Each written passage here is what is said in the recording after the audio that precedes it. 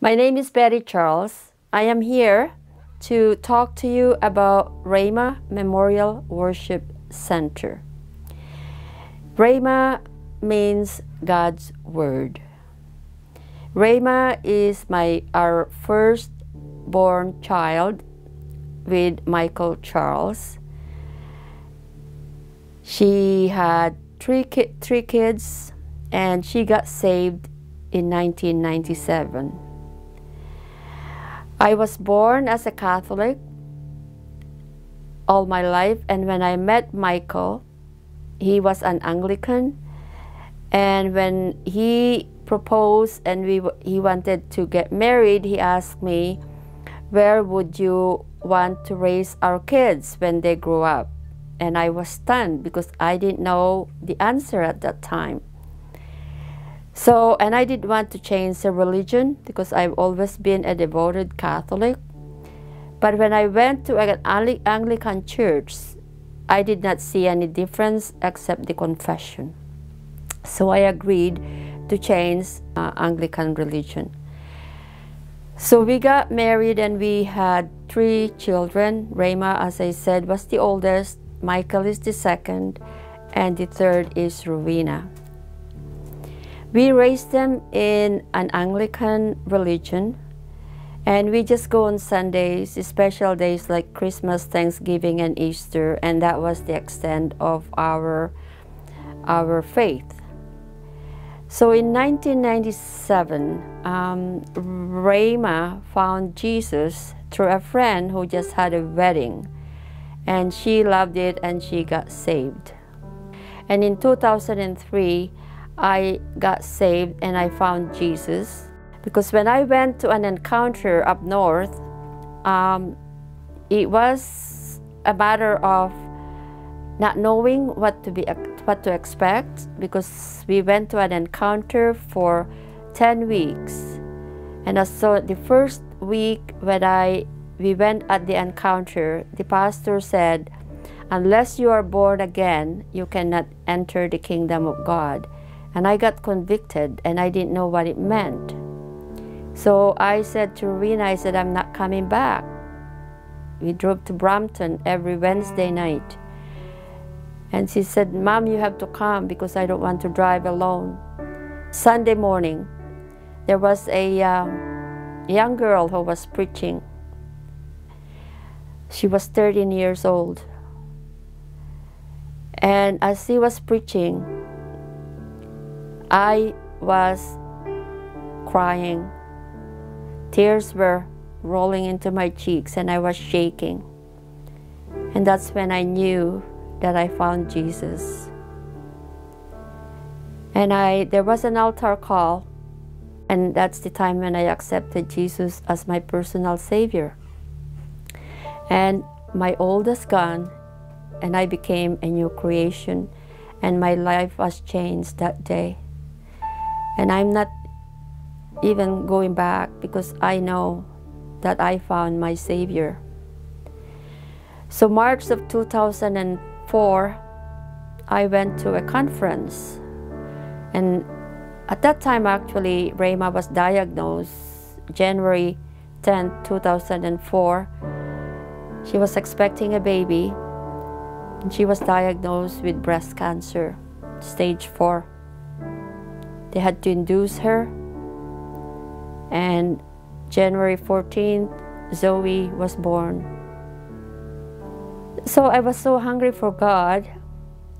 In 2004, I got this invitation to go to Brother Maurice Cerullo in Palm Springs, California, and I went because I was going to pray for my kids, for Rayma, and for her healing. And that's when God told me, when I was at the altar, God said, build me a church. And I did not have a clue what that meant. I didn't know where, how, what for. And there's a lot of questions that I had. So when I came home, I mentioned it to Rayma, and my Michael and my my kids, Rowena and John, Rayma said, "Mom, that word is from God. You have to pray about it." And so I keep doing it. And 2007, I got the opportunity to go to the Philippines for the first time after 40 years in Canada. And then that's where God showed me that a church is going to be built in the village where I was born. I came back, and then 2 months after, I went to church, and there was a invitation to participate to a mission trip to Banawe, Philippines in March of 2008. And I said to God, I said, "I don't know, God, what you're doing. 40 years I didn't go home to the Philippines. Now not even a year you're sending me back to the Philippines. I don't know what you're doing." So in 2008, I was booked to go to a mission trip to Banawe, Philippines. And Rayma got worse in January of 2008.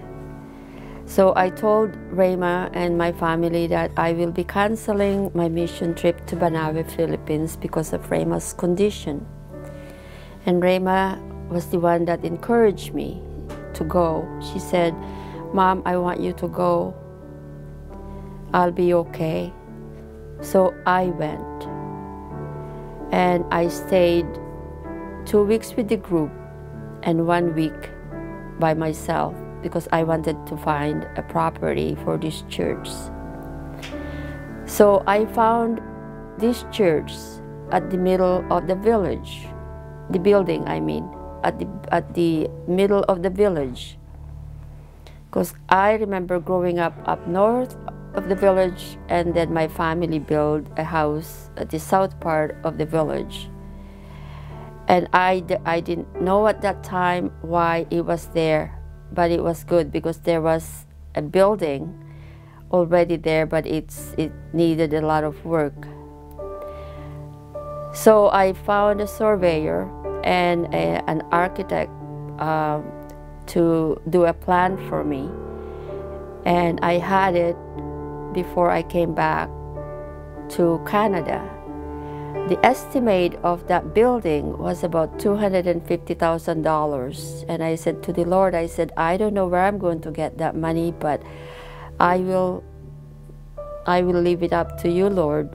So I came home, and Rayma was getting worse, and July 29, 2008,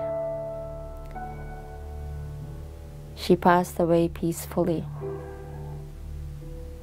And because of that, my faith got stronger. And I feel like I have to carry her legacy.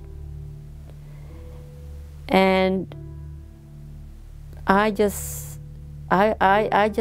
want the Lord, because I find strength through Him. So 2011, I came back. I went back to the Philippines for 5 weeks because during my devotion, God spoke to me that I don't need to build a huge building. I have enough money in the bank saved up to restore and rebuild the building that was already in there. So I went in 2011 for 5 weeks, hoping that I will find a pastor and I will have the church built. So January 18, 2011, we arrived in the Philippines. 2011, January 19th, I found a pastor. His birthday is same as mine, and his wife's name is Betty. January 15th was the opening service for the church. Even though it wasn't complete, I just want to have a service. February 15th is our wedding anniversary. And I was asking the Lord the night before, Lord, I don't know why you have put this church at the middle of this village, not in the south or not in the north. But God spoke to me and said to me, you were born behind that building. Your parents were hiding you from the Japanese who were killing kids, children. So I was in awe, and I asked my uncle, is that true? And he said, yes, your brother and you were there because your parents were so scared to these Japanese, and they want to hide you, and that's the reason why this church is built here, at the middle of the village. And I'm amazed what God is doing. So I did go back until I got a chance to go to join a mission trip from Selkirk, where I moved. I found this group of people that's been going to a mission trip to the Philippines since 2003. And I got to join, and that was the best mission trip ever. And I went for 6 weeks instead of just 2 weeks with the group. Not knowing where I would be staying, not knowing where I would be going, but I was believing that God is going to lead me where He leads me.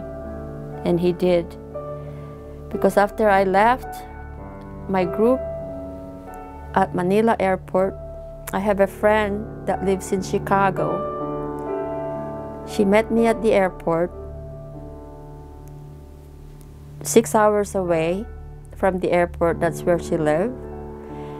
And she kept me at her house for 5 days, and I got to stay in her nice house.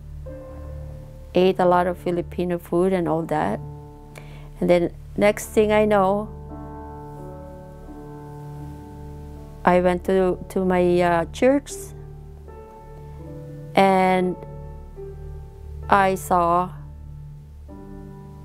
the group of people that were coming an hour away to worship God with the pastor that are so devoted.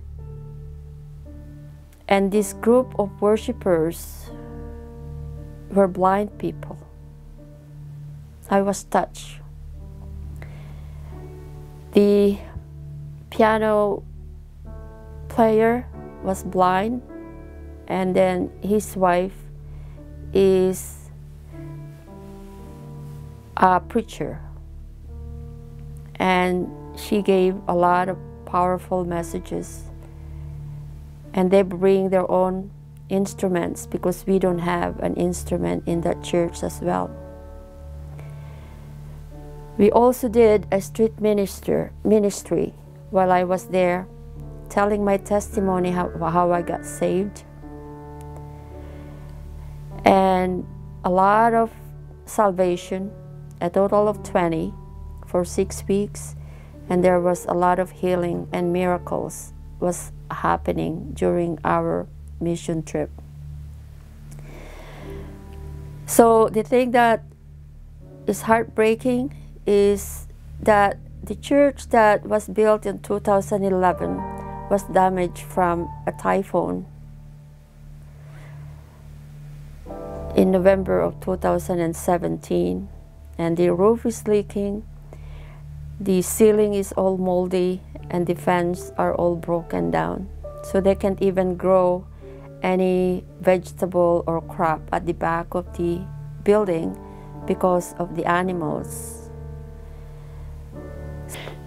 Now I'd like to finish my testimony by reading a passage from 2 Corinthians chapter 9, verse 1 to 15. Now it is unnecessary for me to write to you about the offering that is to be made for the saints in Jerusalem. For I know your eagerness to promote this cause, and I have proudly boasted to the people of Macedonia about it, telling them that Achaia has been prepared since last year for this contribution, and your enthusiasm has inspired the majority of them to respond. Still, I am sending the brothers on to you, so that our pride in you may not be an empty boast in this case, and so that you may be prepared, just as I told them you would be. Otherwise, if any Macedonians come with me and find you unprepared, we, to say nothing of yourselves, will be humiliated for being so confident. That is why I thought it necessary to urge these brothers to go to you before I come, and make arrangements in advance for this generous, previously promised gift of yours, so that it would be ready, not as something extorted for wrong out of you, but as a voluntary and generous gift.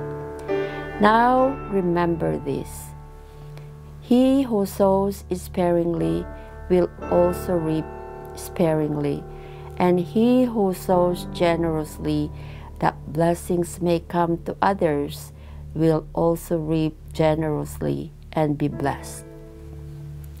Let each one give thoughtfully and with purpose, just as he has decided in his heart, not grudgingly or under compulsion, for God loves a cheerful giver and delights in the one whose heart is in his gift.